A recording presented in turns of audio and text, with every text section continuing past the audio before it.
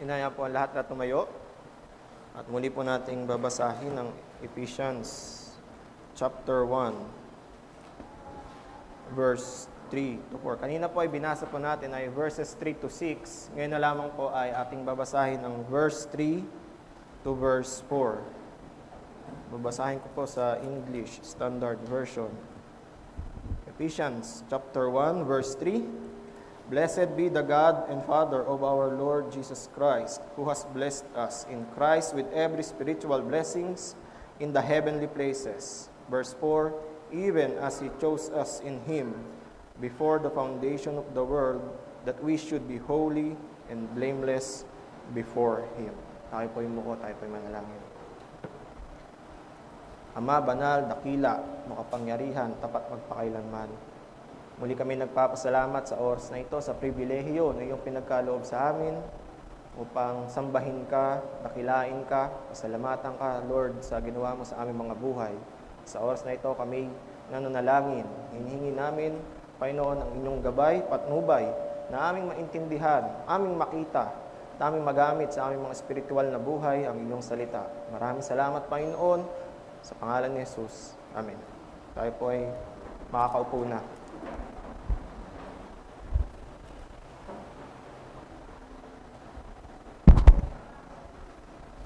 Ang lamig po. Mainit po dyan? Dito po, malamig. Giginawin po kayo sa kaba. Alam niyo po, ang lagi ko pong biro pag nangangaral ay yung haba, no? O yung tagal ng aking preaching.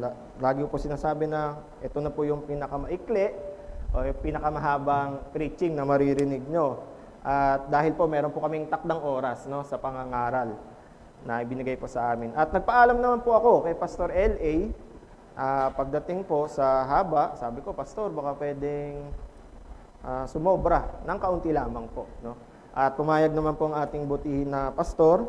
Kaya samahan niyo po ako sa loob ng 3 oras, no, sa ating pagbubulayan na salita ng ating Diyos. So yun po. So last week, ating pong, in the past few weeks po, tayo po ay nasa sermon series ng Book of Romans. Hindi po ba? Binababa po sa atin ni Pastor L.A. At kung makikita nyo nga po, no, recently nakita natin kung saan pinaliwanag ni Pablo sa Book of Romans na kung ang pagliligtas ng Diyos ay base o depende sa imperpektong gawa, kilos o pagganap ng tao, then masasabi po natin na ang pagliligtas ng Diyos ay walang kasiguraduhan o wala pong saysay. Kaya nga po, nung last 2 weeks, ang topic po ng ating preaching is the assurance of salvation or the indicators of assurance of our salvation. Kaya kung natatandaan nyo po yung 6, no? Natatandaan nyo pa po ba yung 6 na indicator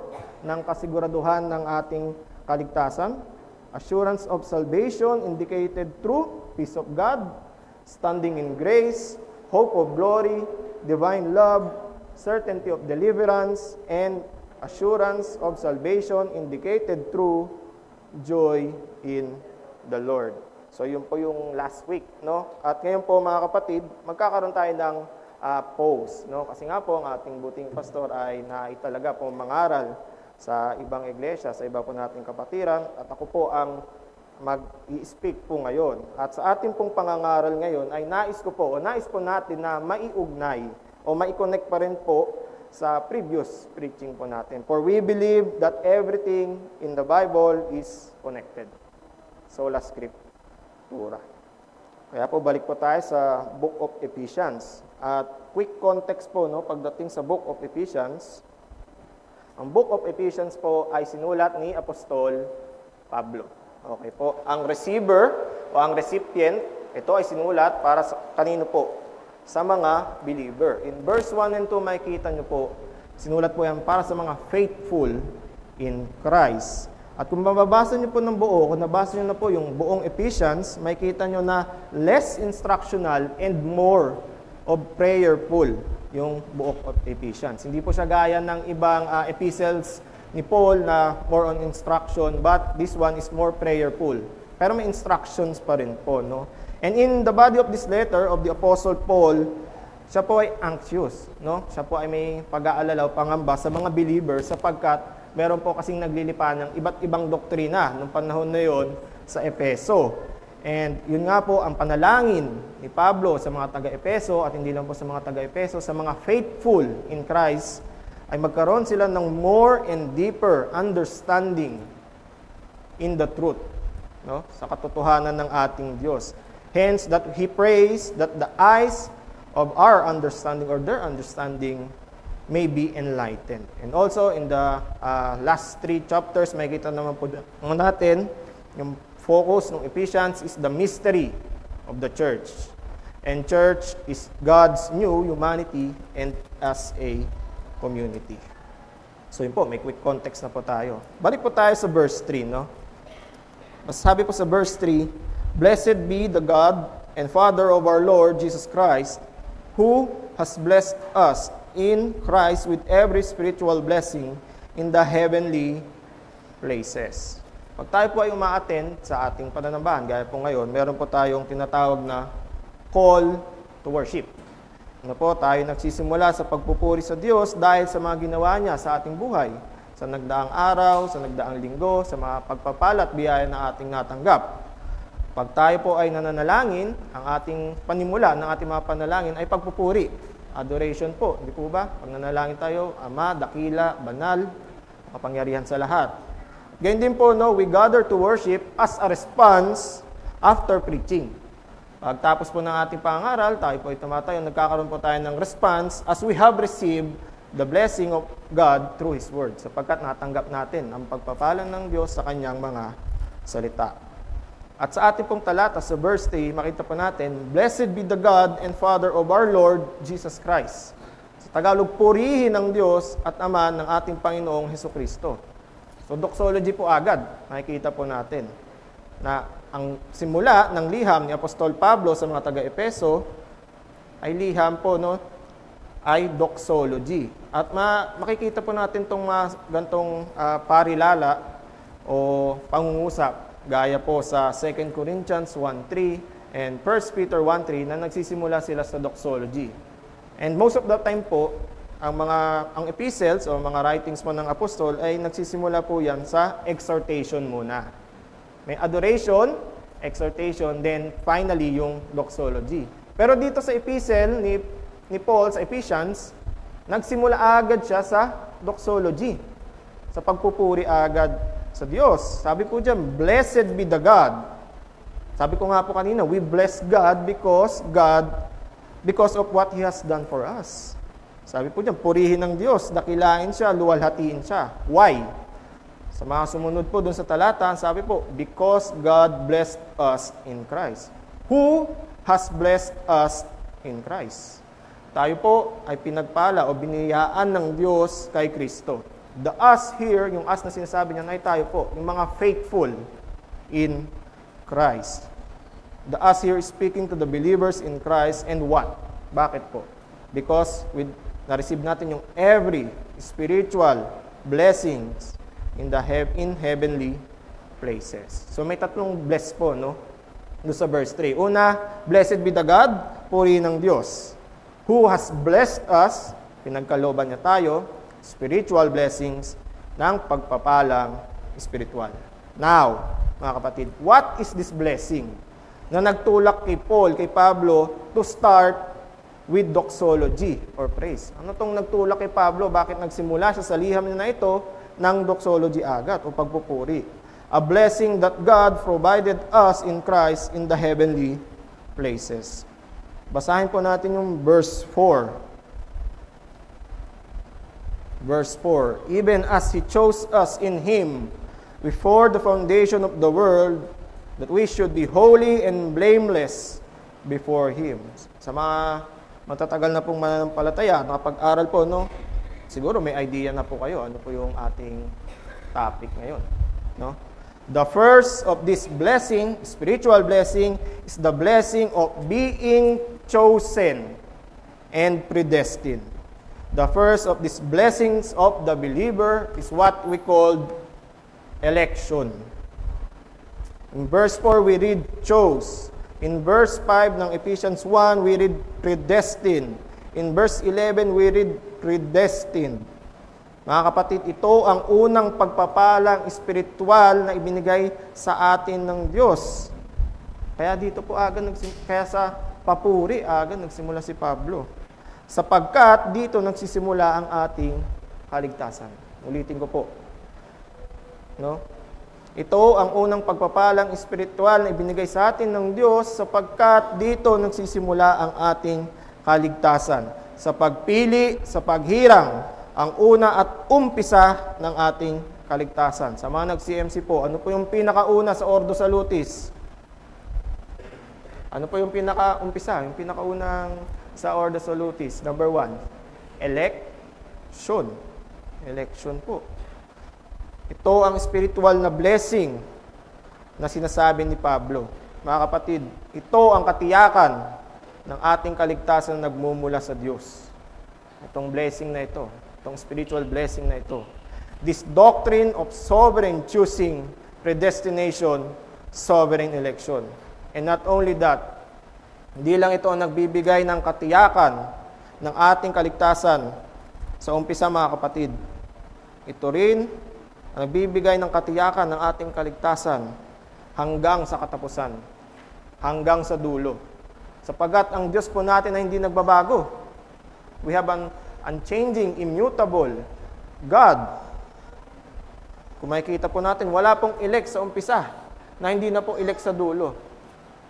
Whatever God decrees, it comes to pass. Kaya makita natin, mga kapatid, this is blessing number 1, election. And it is tied, nakatali po ito, to the very essential characteristic of God. Nakatali ito sa karakter ng Diyos, sa kanyang katangian. That He is in control, He is the supreme authority, and He is sovereign above all. He is in control, He is the supreme authority, and He is sovereign above all. And that is what it means to be God. Yan ang pagiging Diyos ng Diyos, mga kapatid. Makikita niyo po yan sa mga talata sa Efeso 1, Roma 8, Colossians 1, Proverbs 16, Job 42, at yung pinaka ginagamit po na verse, no, sa sovereignty of God, Psalms 135:6. Whatever the Lord pleases, He does in heaven and on earth, in the seas and all deeps. Kaya po makita po natin, no, na lahat ng uri ng pagpapala na tinanggap ng isang believer, ng taong sumampalataya kay Kristo, ay kanyang natatanggap o tinatanggap dahil siya ay pinili. Siya ay chosen. Pinili siya ng Diyos Ama kay Kristo, Jesus, bago pa likhain ang sanlibutan. Before the foundation of the world. And in light of this text, no, we see that salvation of sinners is a result of God being God. Nakikita po ba natin? The salvation of sinners is the result of God being God. Ang kaligtasan ng mga makakasalanan ay resulta, hindi natin, kundi ng pagiging Diyos ng Diyos. And this should humble us. This should humble us, mga kapatid. Sapagkat dito natin makikita ang ating kalalagayan bilang mga makasalanan. We are unworthy. We are defiled. Hindi natin naabot kalwalatian ng Diyos. And yet we see from eternity past ano yung ginawa ng ating Diyos. In His sovereignty, we see. Hindi lang po ma-humble tayo dito, but this should also reassures us. Maging katibayan rin po natin to. For God is sovereign. God is unchanging. God is a faithful God. Kaya sa pagtatakda ng Diyos ng ating Panginoon, ano po? Simula pa o bago pa likhain ng mundo, makita na po natin yung sovereignty ng Diyos. And this is our assurance, the first blessing of God in us. sovereign choosing or sovereign election. Now, the calling and gathering of God's people to eternal salvation started with God being sovereign in choosing and predestining the elect to eternal glory. Ang pagtawag at pagtipon ng Diyos sa kanyang mga anak patungo sa kaligtasan ay nagsimula sa Diyos, sa kanyang pagpili, paghirang, pagtatalaga o pagtatakda sa mga kanyang pinili, sa elect to eternal glory. Hindi po ba yun yung ating pinaka-asam-asam? Yung eternal glory? Yung preaching nga po ni Elder Rickson, the eternal weight of glory. Lahat tayong mga mananampalataya, yun ang ating hinihintay. Eternal glory. And yet, makita natin, no, yung assurance sa Ephesians 1. Now, mga kapatid, baka sabihin niyo po sa akin, Elder Jer, election. Hindi ba mabigat po yung pagdating sa doktrina ng eleksyon ay maraming kontrobersiya? Hindi ba offensive yung election? Itong doctrine of election, mga kapatid. Pag nag-evangelize tayo, natanong na po natin, di ba? Pag nag-evangelize tayo, parang hindi ata tumutugma yung election, no? Parang may controversy, lalo na pagdating sa kaligtasan ng tao. At ngayon din po, no, election, hindi ba in certain maturity na yan tinuturo? Hindi ba pag matagal ka ng Kristiyano, doon mo lang bubuksan yung doctrine of election? Hindi po, mga kapatid. Nakita natin, ito na yung pinakaunang blessing na binigay sa atin ng Diyos. This is foundational. This is where all gospel preaching starts. Dito po nagsisimula lahat, no, ng ating gospel preaching. In the sovereignty of God and in our election. We see, it starts with the sovereignty of God. It starts with the recognition that man can't save himself. We recognize the sovereignty of God and we recognize the frailty of man. Kaya makita natin, kapatid, this is foundational. Dito tayo nagsisimula. For we see the sovereignty of God na sa kabila na tayo makasalanan, di natin kayang iligtas ng ating sarili, nagtalaga ang Diyos. Siya ay pumili ng iilan patungo sa kaligtasan. Alam niyo po, yung sa example mo ni Charles Spurgeon, kung di po ako nagkakamali, po ang bawat elect sa mundo ay may signage, no? Kunwari sa mga noon nyo po, nakalagay dyan elect, hindi na po natin kailangan mangaral. Hindi na po natin kailangan mag-street preaching. Hindi na natin kailangan mag-outreach. Kung nakalagay sa bawat tao, no, na makikita natin kung sino talaga yung elect. Bakit? Alam naman natin na ang Diyos ay hindi nagbabago. And ang Diyos ang nagpe-persevere sa atin. Ang Diyos ang nagpe-preserve sa atin. So kung alam natin sino ang elect, then useless po, no? Na mangaral pa tayo dahil kilala na natin sino ang elect. And yet, this is the mystery of God. We don't know who the elect are, but God knows who is. At ito yung greatest commission sa atin. For we don't know who the elect. And yet, God is calling His people to His flock. Kaya mga kapatid, dito nagsisimula yung ating gospel preaching. The election. Kontrobersiya nga po ito, pero no, foundational po ito. This is foundational. For we recognize the sovereignty and recognize the frailty of man. Now, to fully understand and have a firm grasp of the doctrine of election, upang pong lubusan natin maunawaan at magkaroon tayo ng matibay na kapit pagdating sa doktrina ng eleksyon o ng pagpili o paghirang ng Diyos, we must first know who God is.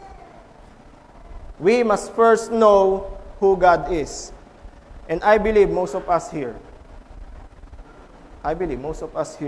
already know who God is. Nakikilala nyo ba ang Diyos, mga kapatid? Alam nyo po, sa libro na nabasa ko sa Knowing God by J.I. Packer, isa pong Christian classic. Pag sinabi pong Christian classic, ito yung Christian literature na malaking tulong, no, sa maturity ng isang Kristiyano. At siguro, example ko po yung Holiness of God ni R.C. Sproul, Confessions ni St. Augustine, Institute of Christian Religions, and other Christian literature. Sabi nga po doon sa Knowing God by J.I. Packer, nga po, we may know about God, but we may not know who He is. We may know about God, maaaring may nalalaman tayo sa Diyos, but we may not know who He is. Pero hindi natin siya nakikilala. Gusto niyo po, yung simpleng illustration. Sino po bang sikat na artista? Si Vic Soto, yun. Alam po naman, kilala niyo lahat si Vic Soto. Si Vic Soto may mata, may ilong, magaling siya mag-host ng Itbulaga. Ano po, sila'y tumutulong. Kilala niyo si Vic Soto. May idea kayo sino si Vic Soto. Pero, lubusan niyo bang kilala si Vic Soto? Pagdating ba ng in certain situations, hardship, pag-uusig, alam niyo ba anong gagawin ni Vic Soto? Alam niyo ba hanggang saan ang pasensya ni Vic Soto? O kahit sinong tao na kilala natin sa labas. Hindi po ba? Simple illustration.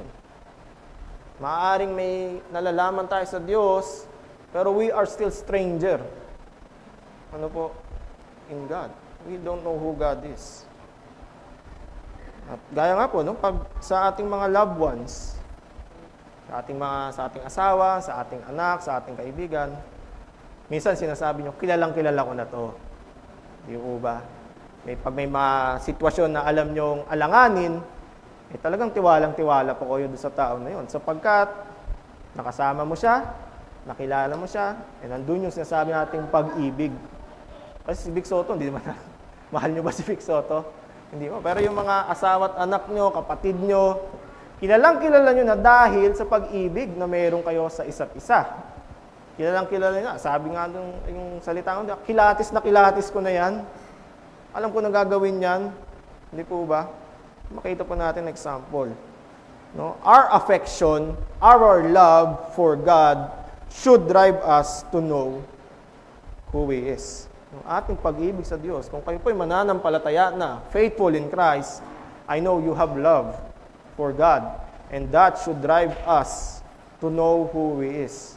Hindi lang meron tayong nalalaman sa Diyos, kundi nakikilala natin ang Diyos.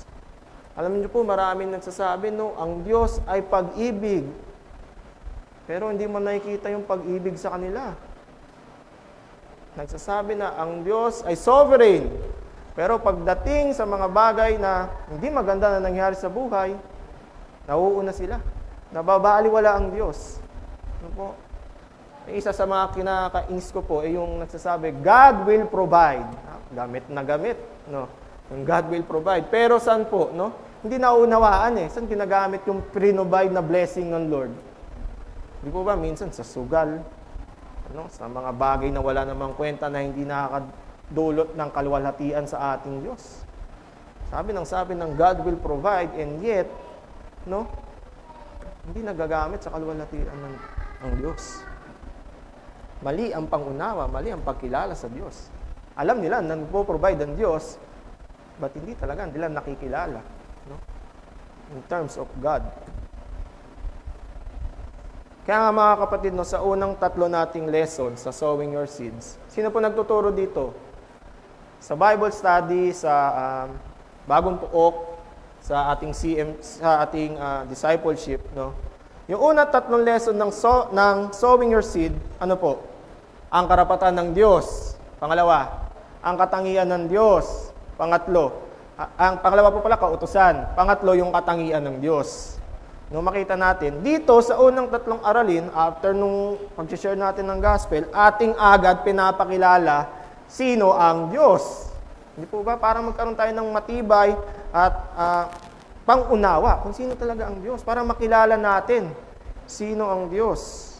Kaya doon po sa mga aralin na yun, pinapakita, no, sino ang tao. Pinapakita doon ano ang kalalagayan ng tao sa harap ng Diyos bilang kanyang manlilikha.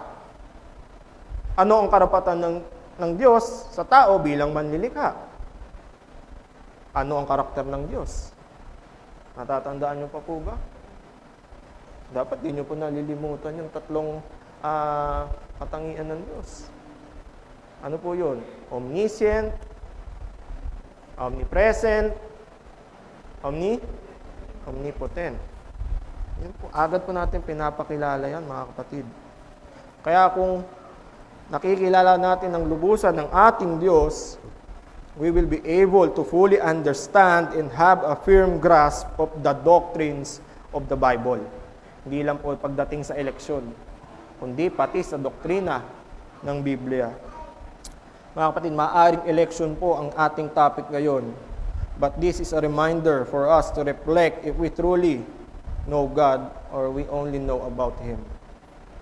Again, maaaring election po ang topic natin ngayon. But this is a reminder if we truly know God or we only know about Him. For there are many controversies concerning God's plan of salvation, chiefly in the doctrine or decree of election and or predestination. And we discussed that in our studies. For now, let's go back to verse 4. And we will read some passages in regards to election. Again, divine sovereignty, divine election, and predestination is the first of all spiritual blessings. That's why Paul begins there. Kaya doon po nagsimula si Apostol Pablo. Pwede naman adoption agad, di po ba? Pwede naman agad yung gospel ni Christ. Pero kasi ang recipient nga nito ay mga faithful na in Christ.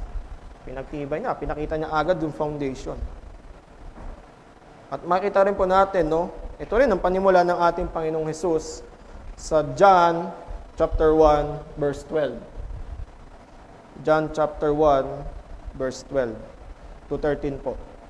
Basahin ko po. But to all who did receive Him, who believed in His name, He gave the right to become children of God, who were born not of blood, nor of the will of the flesh, nor of the will of man, but of God. Mga kapatid, if you were born again, tatawag mo sarili mo na born again, you were born again. It is not your will. It wasn't your will. Halina po sa verse 13. Who were born not of blood, nor the will of the flesh, nor the will of man, but of God. You were born again, it wasn't your will, it was God's will. John 10:14. Saan niyo po? John 10:14. I am the good shepherd. I know my own, and my own know me. Alam ng Diyos, sinong sa Kanya. I know my own. Alam ng ating Panginoong Hesus, sinong sa Kanya. And yet, ano pa yung kadugtong? And my own know me. Yung mga anak kay Kristo, kilala nila sino ang Diyos. Sino ang Panginoong Hesukristo? Sino ang Diyos Ama? Sino ang Triune God? Let's continue. Verse 15, just as the Father knows me, I know the Father, and I lay down my life for the sheep. And I have other sheep that are not of this fold. So, ang Panginoon po ang nangungusap diyan, nagsasalita. Kinakausap po diyan yung mga disipulo. Sinasabi po diyan na meron pa, no, na mga tupa na wala pa sa kawan.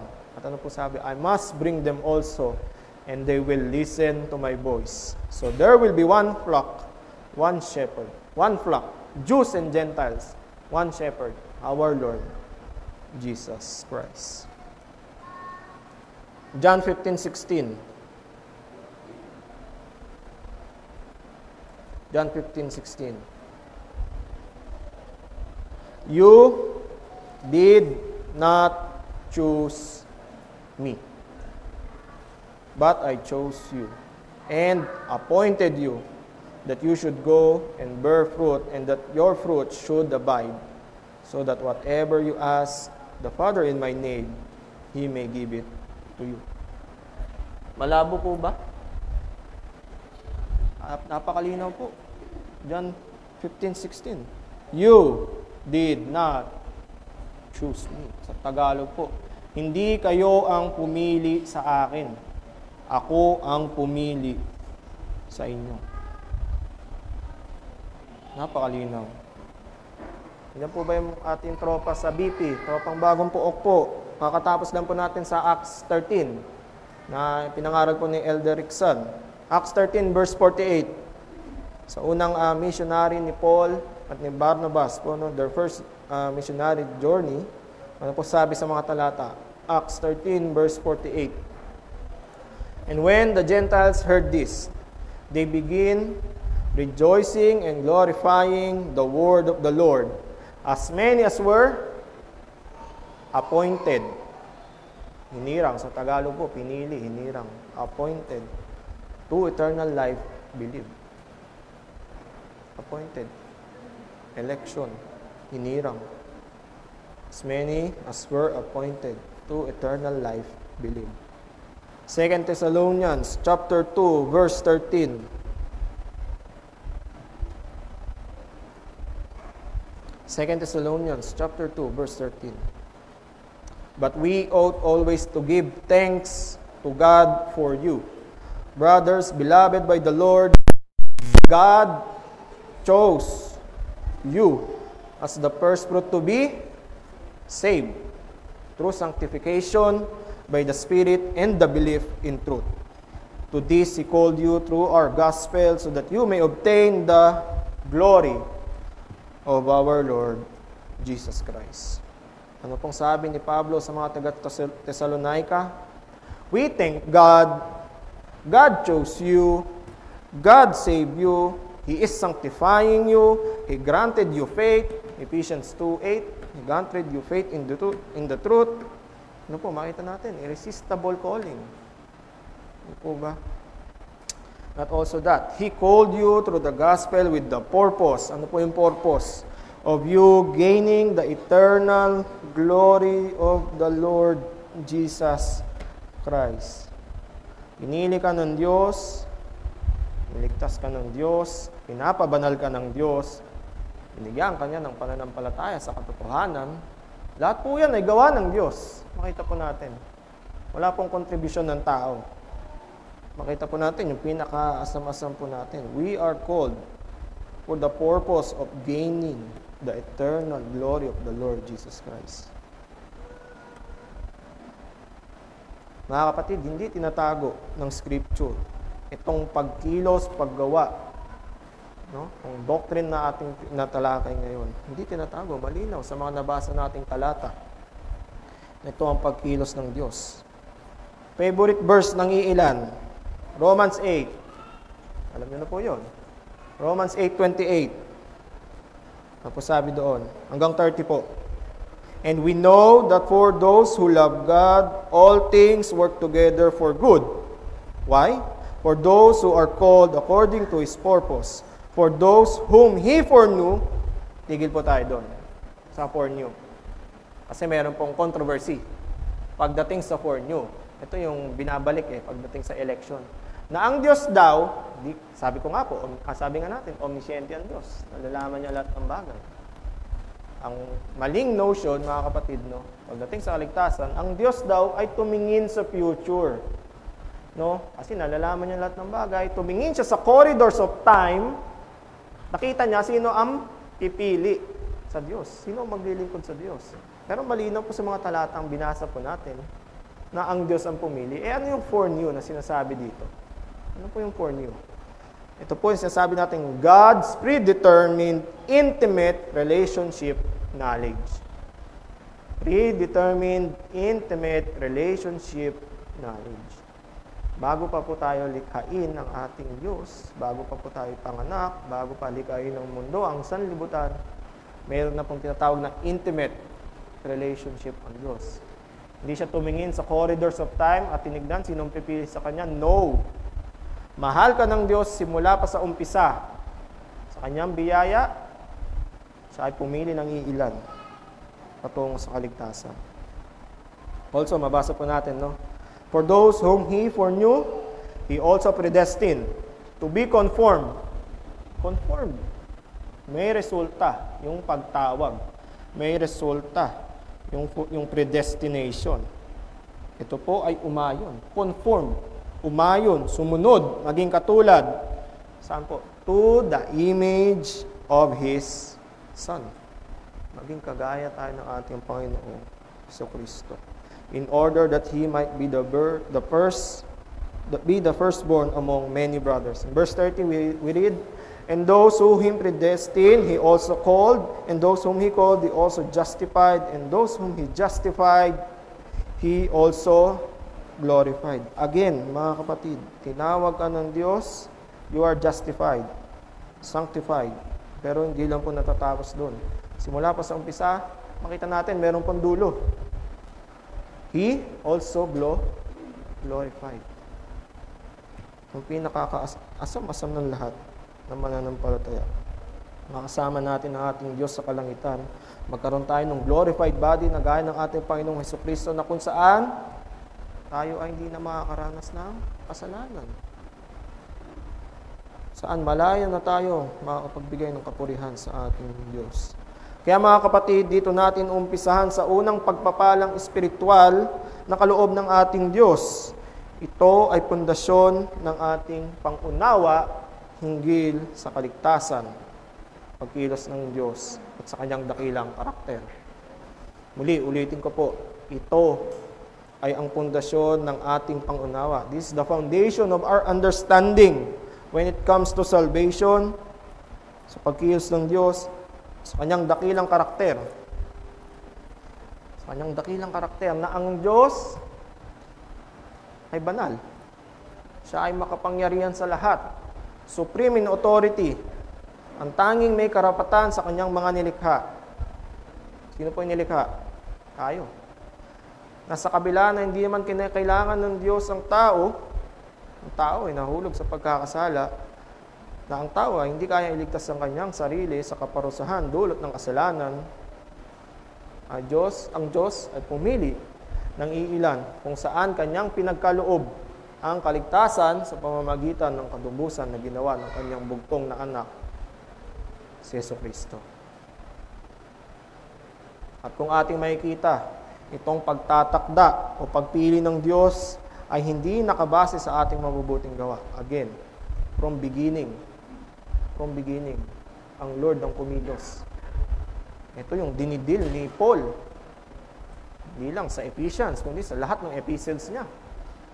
Yung dinidil. Na ang tao daw may ambag. Pero malinaw po mga kapatid.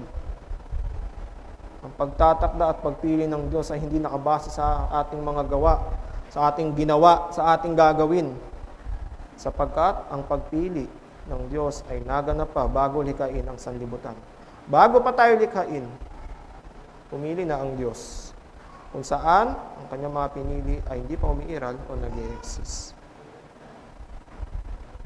Kaya mga kapatid, ating makita ang dakila at pangunahing biyaya ng Diyos.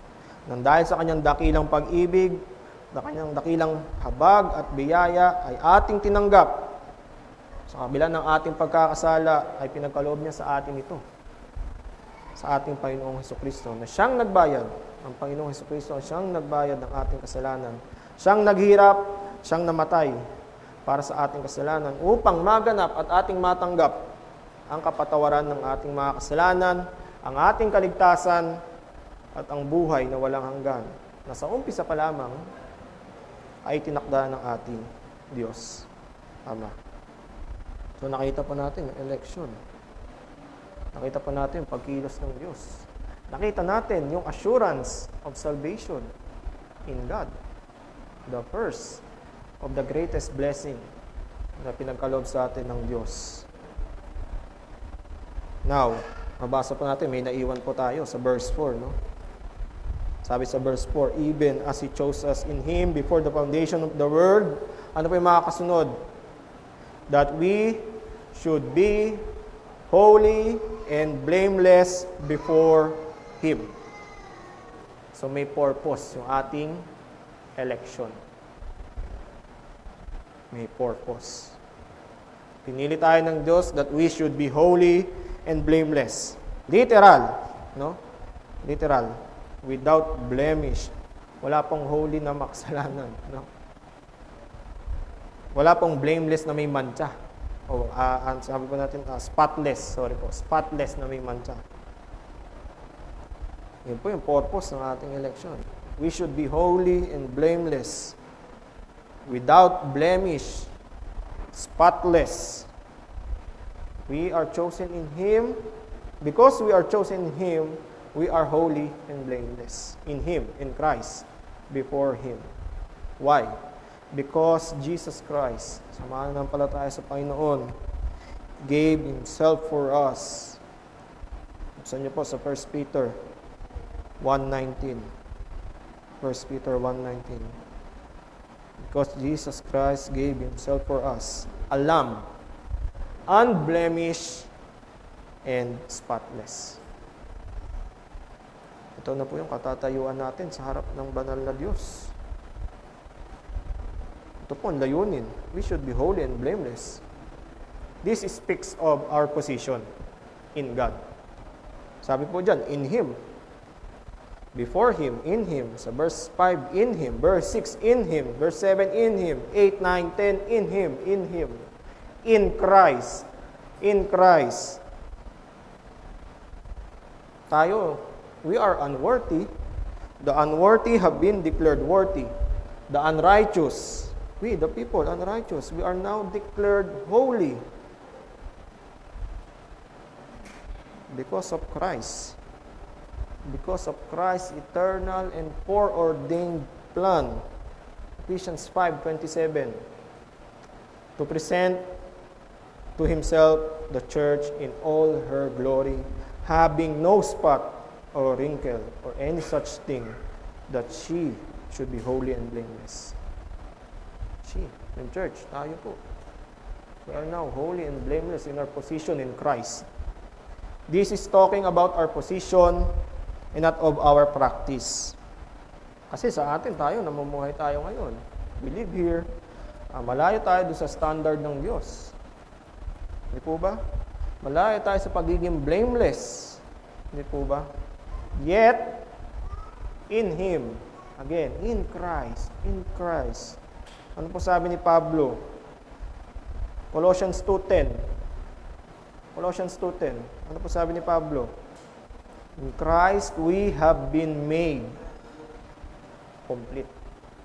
Kompleto po tayo sa ating Panginoong Jesucristo. We become complete in Jesus Christ. Kaya makita natin mga kapatid, no?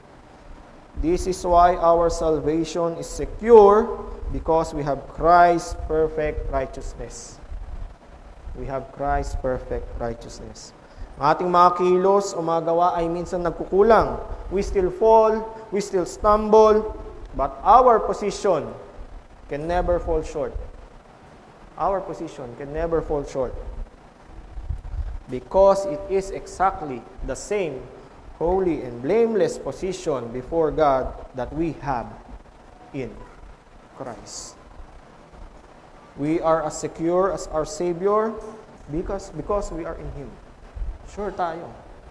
Dahil tayo ay nasa Panginoong Jesucristo. Sabi nga doon sa kanta, Christ the sure and steady anchor.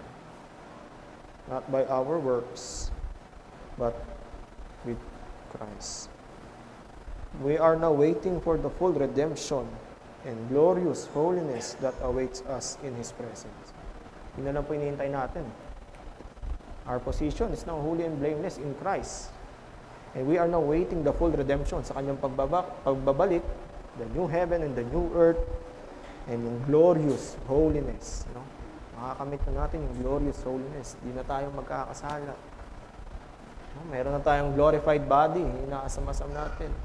Di na tayo mapapagod, di na tayo magkakasakit, di na tayo matutukso, di na tayo mahulog sa kasalanan. So we have attained in the future, the glorious holiness that we have in Christ. And, makita po natin, no?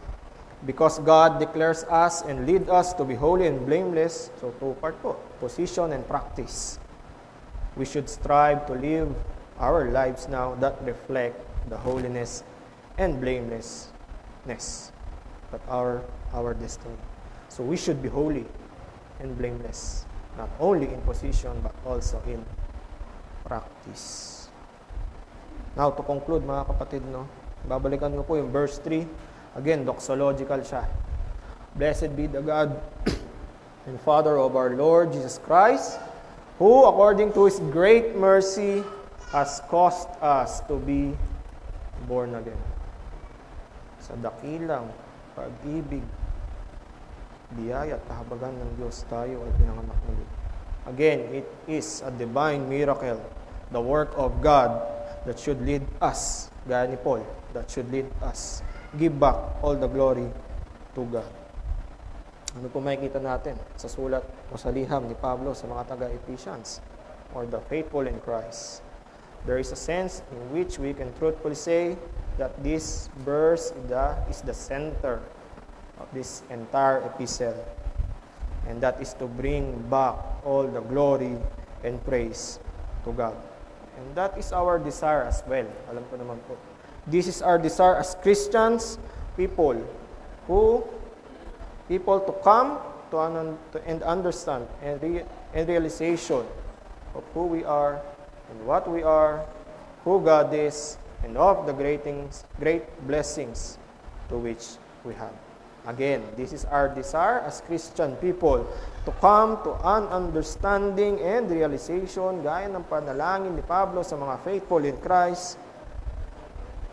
We have come to understanding and realization of who we are, what we are, who God is, and of the greatest blessing, the great blessing to which we have.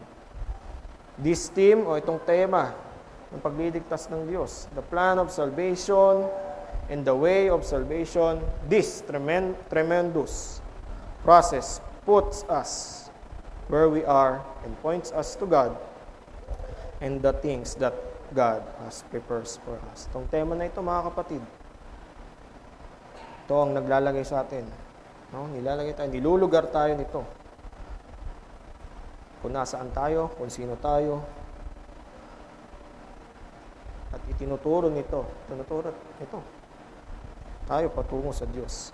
At sa mga bagay na inihanda ng Diyos para sa atin. Paul wrote this letter so that we may enjoy the Christian life as we should. And that we may live our lives to the praise and glory of God. Whether we know it or not, our main trouble, kaya nga po, nabanggit po kanina, no? Our main trouble is the lack of knowledge about God. Lack of scriptural knowledge. Lack of doctrines of the Scripture.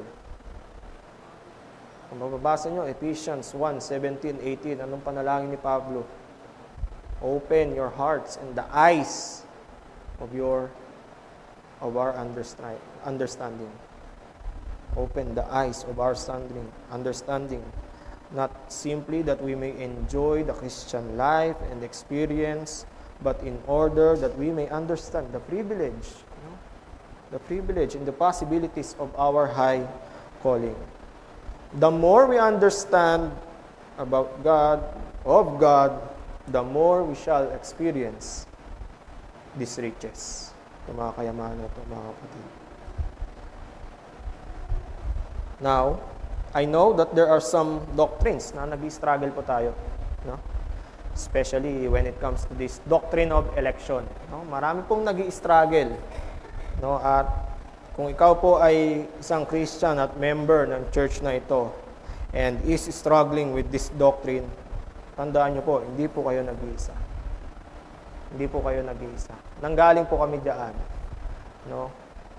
Hindi po kayo nag-iisa. Marami pong nag-struggle pagdating sa, hindi lang po naman sa doktrina ng eleksyon, kundi sa iba't ibang doktrina. No? Pero this is the most controversial.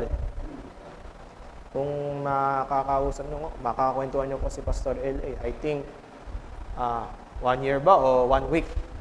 1 week, di siya nakatulog pagdating dito sa doktrina ng eleksyon. And 1 year ata bago niya fully understand. No?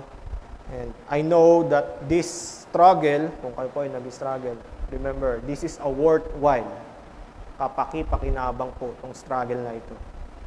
This is a worthwhile struggle. Why? Because the more we probe, habang tayo lalong sumasaliksik, habang tayo lalong nag-aaral, the more we probe of these doctrines or the doctrines of the Bible, the more we come to see the magnificence. Mas lalong natin nakikita, mas lalong lumiliwanag ang kadakilaan at kaluwalhatian ng ating Diyos and the sweetness of His grace and mercy. Kaya mga kapatid, ito po yung aming panalangin. Ito po ang aking panalangin, aming mga panalangin bilang inyong elder or leader. We do hope and pray that this leads you to reach your Bible. Basahin niyo po ang inyong mga Biblia. Dive into the depths and the richness of God's Word. Suunin po natin ang kayamanan at kalaliman ng salita ng ating Diyos. Pag-aralan at pagbulayan natin ang salita ng Diyos. And this should cause us to grow. Dito po tayo lalago. At dito po tayo magkakaroon ng matibay na kapit, firm grasp of the doctrines in the Bible. Not only of election, but in the doctrines of the Bible. And now, if you are a believer and a member of this church who has fully understand of the first of the greatest blessing of God, we have the same reminder last week. Stand firm. For I know, iba sa atin, we are having doubts in regards to the assurance of our salvation. But remember this. Ito pong tinalakay natin ngayon. This first and greatest blessing from God. Sa umpisa pa lamang, ang Diyos na po ang kumilos, nagtakda, and up until the end, ang Diyos ang magpapanatili, mga kapatid. And like Paul, may this drive us, may this encourage us, and edify us in our worship. Babalik pa tayo sa verse 3. To give back all the glory to God alone for what He has done. And this is our message for this morning, and this we receive and do by the grace of God for the glory of God. Tayo po muna yung manalangin bago po tayo umaga. Tayo po tumayo. Pwede po tayo tumayo.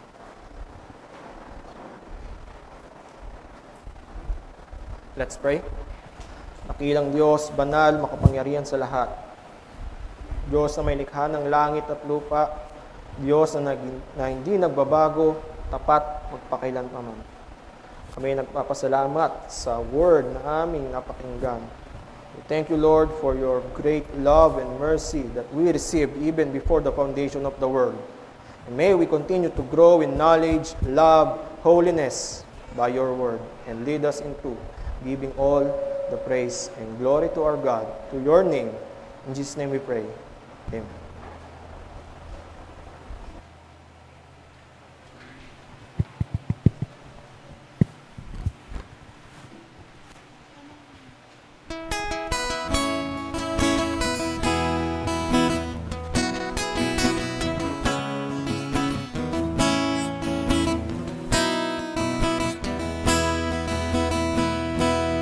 Bless the Lord, oh my soul, oh my soul. Worship His holy name. Sing like never before, oh my soul. I worship Your holy name. The sun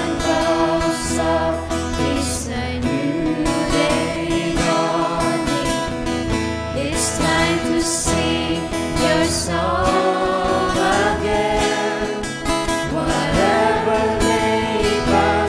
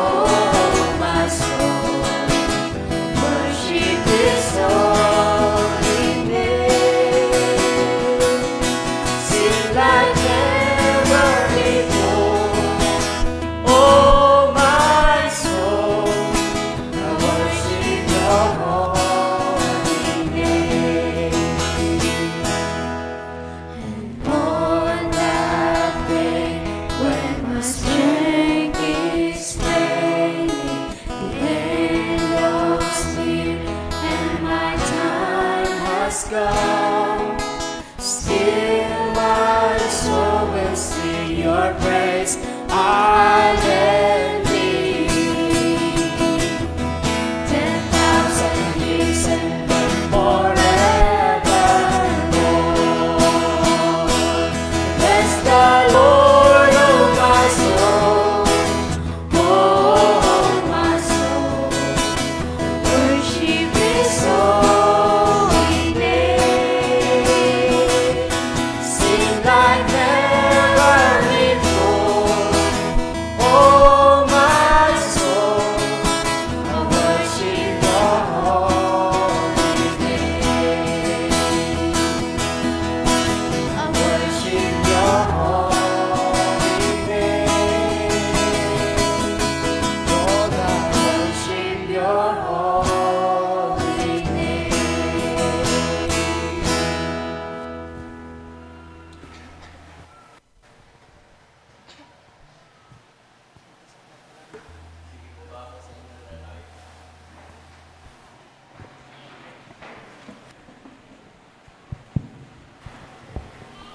Ngayon po ay panahon ng ating pagkukumunyon, paghahapunan.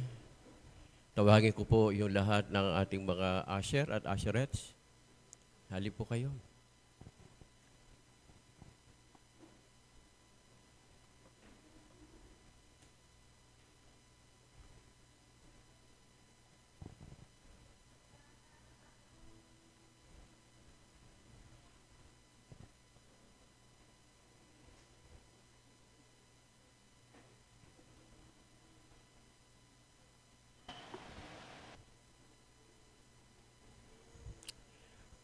Pinakamamahal na mga kapatid, sa komunyon ng hapunan ng Panginoon, ito ay ating alalahanin na Kanyang inibig tayo at ibinigay ang Kanyang sarili dahil sa atin. Ating alalahanin ang buong iglesia na binili niya ng Kanyang dugo at sa Kanyang pangalan, inaanyayahan dito ang mga ipinanganak na muli at lumalakad ng karapat-dapat sa harap ng Panginoon upang makisama sa komunyong ito ng katawan at ng dugo ni Kristo.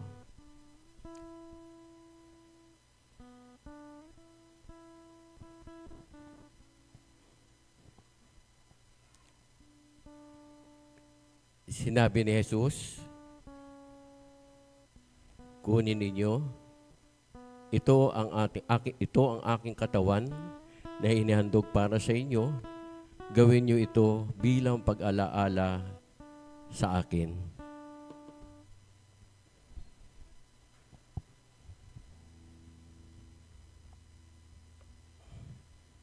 Ganon din naman kinuha ang saro matapos makapagpasalamat. Sinabi ni Jesus, ang sarong ito ang bagong tipan na pinagtibay ng aking dugo. Tuwing iinumin ninyo ito, gawin ninyo bilang pag-alaala sa akin. Sige po, ipamahagi na po.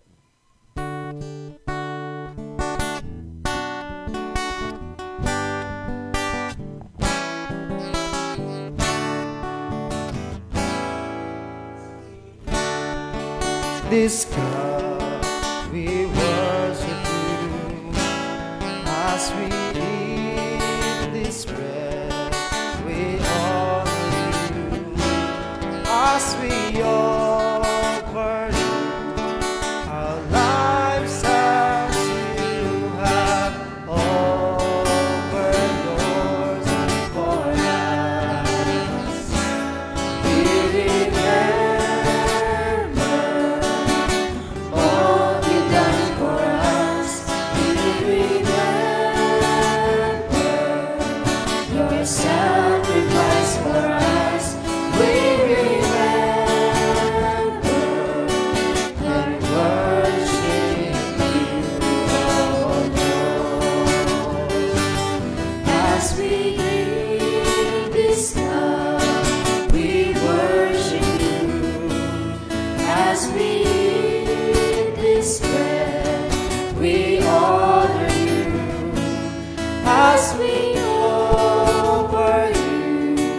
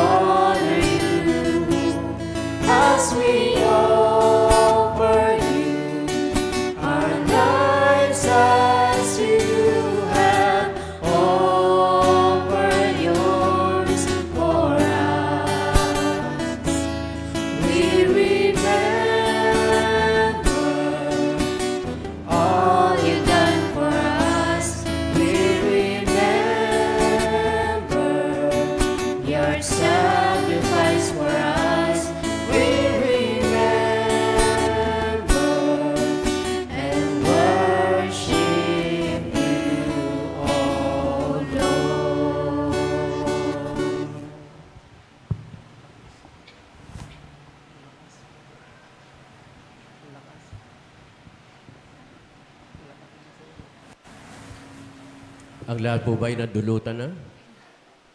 Nadulutan na po ba o lahat? Pakita sa kamay. Tayo po ay tumayo.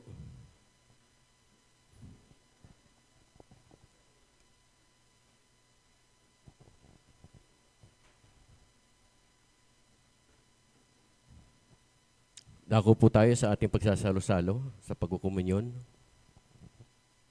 O Diyos, maging karapat-dapat kami sa hapunan sa pagsasalo-salong ito bilang pag-alaala sa iyo, O Panginoong Hesukristo. Sabi ni Jesus, ito ang tinapay na bumabang galing sa langit, hindi gaya ng mga magulang na nagsikain at nangamatay. Ang kumakain ng tinapay na ito ay mabubuhay magpakailanman. Kainin po natin ang tinapay.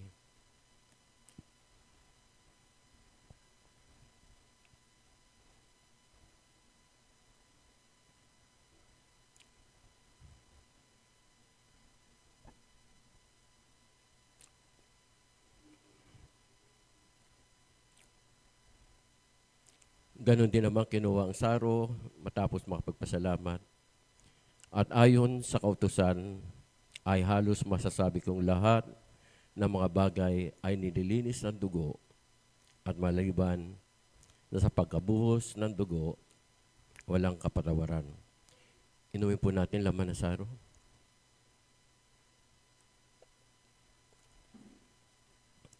Ngunit kung tayo nagsisilakas sa liwanag, na gaya niyang nasa liwanag, ay may pakikisama tayo sa isa't isa at nililinis tayo ng dugo ni Jesus na kanyang anak sa lahat ng kasalanan. Sapagkat tuwing kakain kayo ng tinapay na ito at iinom sa sarong ito, ay ipinahayag ninyo ang kamatayan ng Panginoon hanggang sa muling pagparito niya. Purihin natin, sambahin natin ang Panginoon. O Diyos, marami salamat po. Purihin ka, nakilain ka, luwalhatiin ka. Salamat Panginoon na muli narito, O Diyos, pinabot na namang muli, O Lord God, ang pagpapaalala patungkol po Panginoon sa hapunan, O Diyos, ng aming pag-aalaala ng lahat ng ginawa mo po, Panginoon, sa amin. O Diyos, narito po, salamat sa iyo, sa iyong pagpupuri, sa iyong pagluwalhati, sa iyong pagdakila, sa pangalan po ng Panginoong Hesus. Amen. Sige po, tayo po ay makakaupo na.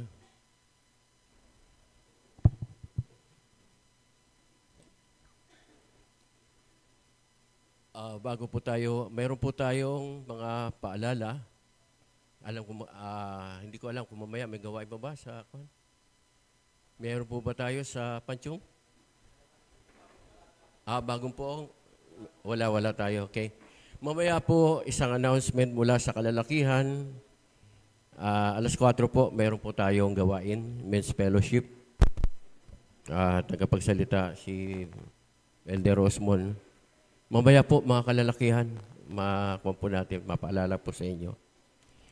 Meron pa po ba na paalala na ibiniwan sa inyo? Wala na announcement? Wala na announcement? Kabataan mamaya, meron din. Mamaya rin po, kabataan, sino bang head ng kabataan? Joffrey, wala kaya yatang ibinigay na kwan para ipaalam sa kanila. Mamaya, alas 4 rin. Para sa mga kabataan, mayroon po rin kayong pagtitipon mamaya. Okay, wala na po, announcement. Pastor Eli po, nasa kwan, siya speaker doon sa Silang at sa 13. Wala na pong announcement, tayo po ay tumayo. Tayo po tayo.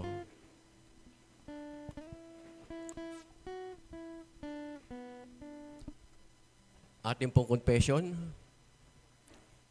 Sabay-sabay po natin basahin ang ating confession. I believe in God, the Father Almighty, creator of heaven and earth.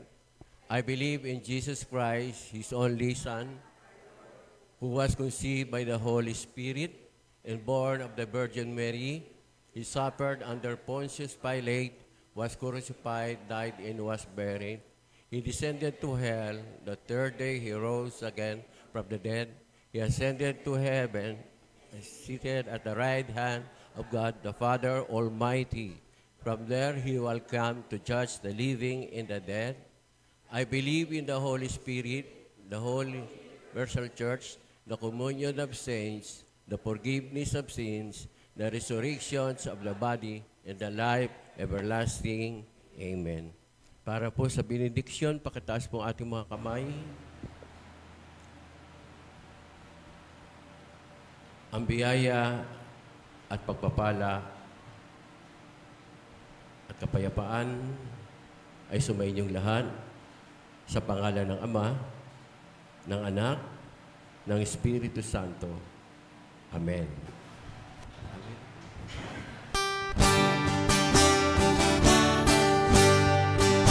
Praise God from whom all blessings flow. Praise Him, all creatures here below. Praise Him, my God, the heavenly hosts. Praise Father, Son, and Holy Ghost.